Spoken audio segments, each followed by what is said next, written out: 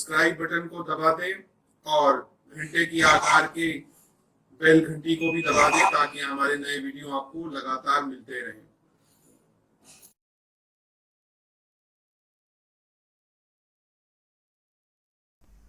नमस्कार दोस्तों, धर्म रहस्य चैनल पर आपका एक बार फिर से स्वागत है।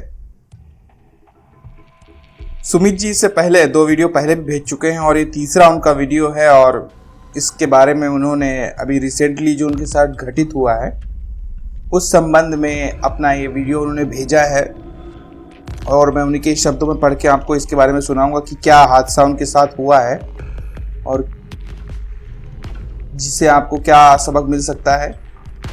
तो उन्हीं के शब्दों में पढ़ूंगा। ये 19 तारीख को ही उनके साथ हादसा हुआ है, आज 21 है, तो मैं उसे वीडियो बनाने जा रहा हूं। तो चलिए शुरू करते हैं।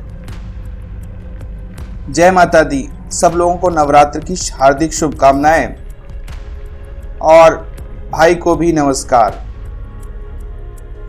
दोस्तों, मैं रेल में बैठकर आपके लिए ये जीवन की एक सच्ची घटना जो कल ही रात यानी कि 19 तारीख को यानी ये 19 मार्च की बात को बता रहे हैं में बीती है, उसको जो है लिख रहा हूँ। हो सकता है आपको ये कहानी पसंद आए और मेरे साथ जो घटित हुआ है वो उसे आप अच्छी तरह से समझ सकें। मैंने और 18 और 19 को जो है सतपुड़ा के जंगलों में एक पुराना काली मंदिर में पूजन का मन किया। तो ये बताते हैं कि 18-19 तारीख को इनका मन हुआ कि सतपुड़ा के जंगलों में एक माता का काली का कोई मंदिर होगा, वहाँ पे उसके पूजन के लिए ये निकले। उनका मन हुआ कि हम निकलते हैं और वहीं इनके जो बड़े भाई के बेटे जो 25 साल का है यानी कि भतीजा, उसके साथ जाने का इन्होंने प्लान बनाया। ये काली मंदिर बस्ती से थोड़ा दूर सारणी जिले बैतूल मध्य प्रदेश में स्थित है।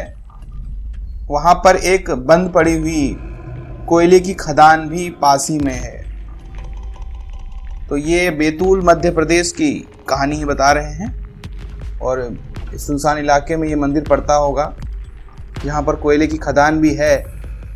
ये आगे लिखते हैं कि रात्रि काल को मैं और मेरा भतीजा पूजा की आवश्यक सामग्री के साथ में माता काली मंदिर पहुंच चुके थे और मैंने पूजन शुरू किया। सबसे पहले मैंने गणेश जी का पूजन किया, उसके बाद भैरव जी से आज्ञा लेने के बाद फिर मैंने महाकाली माता का पूजन शुरू किया। थोड़ी देर तो भतीजा मेरे पास बैठा रहा, फिर वो मुझसे बोला कि मैं थोड़ा बाहर घूम कर आता हूँ। मैं उससे बोल तो नहीं सकता था क्योंकि मैं जाप कर रहा था, तो इस वजह से मैंने उसे जो है अपना सर हिला करके आज्ञा दे दी। शायद उनके भतीजे का मन वहाँ पे नहीं लग रहा था, इस वजह से वो इनसे जो है कहीं बाहर जाने की आज्ञा मानता है और इन्होंने जो है उसे आज्ञा दे दी। उसके बाद पूजन में मैं लगा रहा और पूजन संपन्न करके जब मैं बाहर निकला तो वहाँ मेरा भतीजा मुझे दिखाई नहीं दिया। कुछ देर मैंने आसपास देखा पर वो कहीं भी नहीं दिखाई पड़ा। मैंने सोचा शायद वो वापस घर आ गया होगा या वहां से चला गया होगा। फिर मैंने मोबाइल निकाला तो नेटवर्क भी बहुत कम आ रहा था। ये ज़्यादातर समस्या हर जगह रहती है, नेटवर्क नहीं आता है। फिर मैंने भैया को कॉल किया और आवाज़ ब्रेक होकर आ रही थी।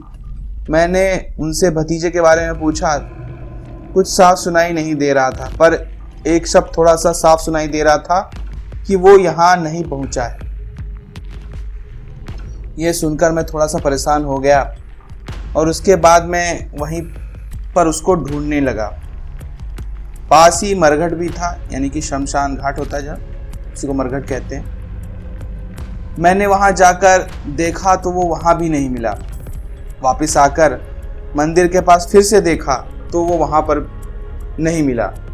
फिर मैंने कोयले की खदान के पास गया तो मैंने देखा कि मेरा भतीजा एक चट्टान पर लेटा हुआ है।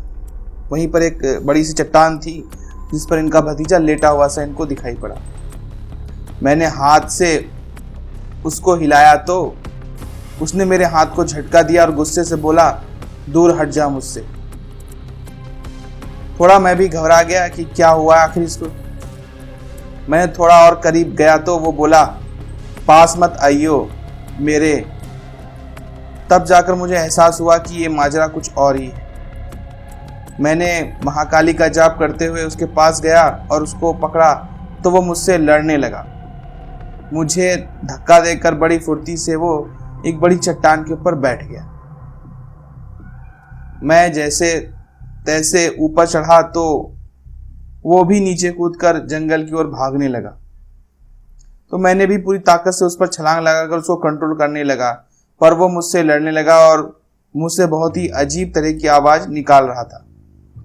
इतने में मैंने देखा कि मेरे बड़े भाई और बस्ती के 2 लोग हमें ढूंढते हुए हमारे पास आ गए। तब जाकर मुझे थोड़ी शांति मिली और उन्होंने उसको कंट्रोल किया। अब उसको अच्छी तरह कंट्रोल में कर लिया गया। तब मैंने उससे पूछा कि कौन है तू, पर वो कोई जवाब नहीं दे रहा था। तब मैंने काली शाबर मंत्र का जाप प्रयोग शुरू किया और ऐसा करते ही न जाने उसमें कहां से इतनी ताकत आ गई कि उसने 3 लोगों को खुद से छुड़ाकर जंगल की तरफ भागने लगा। ये देखकर मेरे भैया मुझ पर नाराज भी होने लगे। मैंने भैया से बोला कि भैया आप अभी उसको पकड़ो। तो फिर बड़ी मुश्किल से उसको पकड़ा और जंगल के ही काली मंदिर में ले गए। मंदिर पर पहुंचकर वो ठीक हो गया। थोड़ी देर बाद हम वहीं रहे और उससे पूछा कि अब तू ठीक है? तो वो बोला हाँ ठीक। फिर हम रात घर आ गए और खाना खाकर सो गए। रात को मेरे भैया की आवाज़ से मेरी नींद खुली और उन्होंने बोला कि छोटू यानी भतीजा घर पर फिर से नहीं है, वो गायब हो गया है। मेरे मन में मैंने सोचा कि सुमित तू इसको मामूली आत्मा समझ रहा है, ये कुछ और ही है। फिर हम बस्ती के कुछ और लोगों को लेकर कोयले की खदान के पास पहुँचे तो मेरा भतीजा वहीं पर मिला। इस बार हम 10 से 12 लोग थे तो हमने उसे जल्दी से कंट्रोल करके उसे घर ले आए। वो कुछ बोल ही नहीं रहा था तो मैंने भूत बकारने का मंत्र प्रयोग किया तो उसके बाद वो बोलने लगा। तब उसने बताया कि इस खदान में दबने के कारण उसकी मौत हो गई थी और उसका ठीक ढंग से देह संस्कार भी नहीं हुआ है, क्योंकि उसी समय एक तांत्रिक ने जो उसके पास वाले मरघट में रहता था उसने मुझे जगाकर मुझे वश में कर लिया और मुझसे काम कराने लग गया। जब उसकी मृत्यु हुई तो मैं जाकर के आज़ाद हुआ और तब से ही मैं इस वीराने में भटकता रहता हूँ। उसके बाद मैंने उसको जाने के लिए कहा पर वो नहीं माना। उसके वो बहुत अजीब अजीब आवाज़ें निकाल रहा था। मेरी खोपड़ी वैसे ही बहुत ख़राब हो रही थी तो मैंने हनुमान जंजीरे से उसको बांधने की कोशिश की तो वो रोने लगा। मेरे भैया को उस पर तरस आ रहा था तो उन्होंने बोला कि सुमित इसकी कुछ मदद या मुक्ति के लिए हम कुछ नहीं कर सकते हैं क्या? तो मैंने बोला हाँ भैया कर सकते हैं। इसकी अकाल मृत्यु होकर ये पिशाच बना है तो इसकी मुक्ति कुरुक्षेत्र के पेहवा तीर्थ पर होगी। तो भैया ने कहा कि हम इसकी मुक्ति करवाते हैं। तो मैंने उस प्रेत से पूछा कि क्या तू इस योनि से मुक्ति चाहता है? तो उसने रोते हुए हाँ में उत्तर दिया। फिर मैंने सुबह ही उसको प्रेत मंजरी विद्या से एक छोटी सी मटकी में उस प्रेत को स्थापित किया और अब हम दोनों भाई रेल में बैठे हैं और कुरुक्षेत्र जाने के लिए। दोस्तों, मेरा इरादा आपको इन घटनाओं से अवगत कराने का उद्देश्य ये है कि परमेश्वर ना करे कि आप कभी इन घटनाओं का सामना करो, परंतु अगर कभी हो जाए तो अपना हौसला बनाए रखना। आपका मित्र सुमित। तो ये सुमित जी का ये तीसरा अनुभव है जो इन्होंने भेजा है और काफ़ी अच्छा है। ये अभी इनके साथ नवरात्रि में ही 2 दिन पहले घटित हुआ है और आज मुझे समय मिला तो मैंने इस पर वीडियो बना दिया। तो किसी भी समस्या का हल यही होता है कि आपको अपने मन मस्तिष्क पर नियंत्रण आपका होना चाहिए। अगर आपका मन मस्तिष्क पर अच्छा नियंत्रण है तो कोई भी प्रेत आपको अपने वश में नहीं कर सकता है, बिना भी मंत्र के। अगर आपके पास नहीं भी मंत्र आपने कभी लिया है या कोई भी, तो आपका जो आत्मबल होता है वही सबसे बड़ी चीज होती है। अगर आपके अंदर आत्मबल है तो कोई भी प्रेत या ऐसी कोई शक्ति आपको कभी भी वश में नहीं कर सकती है, चाहे वो कितनी ही शक्तिशाली क्यों ना हो। इसलिए कभी भी अपना आपा नहीं खोना चाहिए, अपने आप पे नियंत्रण बनाए रखना चाहिए। भले ही प्रेत आपके सामने आपको नजर आ जाए, ऐसे दृश्य आपको दिख जाए, लेकिन ज़्यादातर होता क्या है कि इस तरह की अगर जब हुतहा दृश्य वगैरह चीज़ें दिख जाती हैं तो आदमी का अपने ऊपर से आपा खो जाता है, वो घबरा जाता है, दिल बहुत तेज धड़कने लगता है। तो अपने मन और मस्तिष्क को इतना कमज़ोर कर देता है व्यक्ति कि उसके लिए फिर आपके मस्तिष्क को कंट्रोल करना सहज हो जाता है और उसी समय वो प्रवेश कर जाता है आपके शरीर के अंदर और आपको काबू कर लेता है। इस वजह से आदमी को हमेशा, अगर कुछ नहीं आता है तो कम से कम इसीलिए कहते हैं, अगर थोड़ी बहुत पूजा पाठ करता है व्यक्ति या इन्हीं मंत्रों का उसने कभी जाप किया है, जाप करता रहता है, तो फिर उन मंत्रों को याद करके भी अपने मनोबल को बढ़ा सकता है और फिर कोई भी प्रेत आपके शरीर पर हावी नहीं हो सकता या अपने आपके शरीर को काबू नहीं कर सकता है।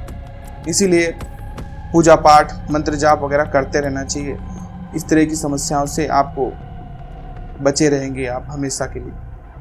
तो ये थी सुमी जी की कहानी। हो सकता है आपको पसंद आई हो। अगर ये कहानी आपको अच्छी लगी है तो लाइक करें, शेयर करें, सब्सक्राइब करें। आपका दिन मंगलमय हो। जय माता दी।